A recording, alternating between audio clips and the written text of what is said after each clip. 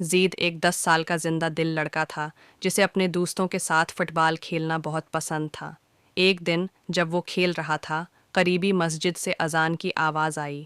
اس کے تمام دوست رک گئے اور بولے، نماز کا وقت ہو گیا ہے۔ لیکن زید نے کہا، بس ایک گول اور۔ اس کا دوست ایان نرمی سے بولا، زید، نماز گول سے زیادہ اہم ہے۔ اللہ ہماری دعائیں سنتا ہے اور ہمیں برکت دیتا ہے۔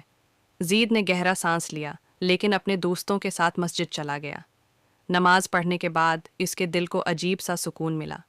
شام کو اس نے اپنے والدین سے کہا، آج میں نے دوستوں کے ساتھ نماز پڑھی اور مجھے بہت خوشی محسوس ہوئی۔ اس دن کے بعد زید نے کبھی نماز نہیں چھوڑی۔ اسے سمجھ آ گیا کہ نماز صرف ایک فرض نہیں، بلکہ اللہ کا تحفہ ہے جو دل کو صاف اور روح کو مضبوط بناتا ہے۔ ہمیں بھی چاہیے کہ ہر حال میں نماز پڑھنے کی عادت بنانی چاہیے۔ یہ ہمارے پیارے نبی صلی اللہ علیہ وسلم کی ٹھنڈک ہے۔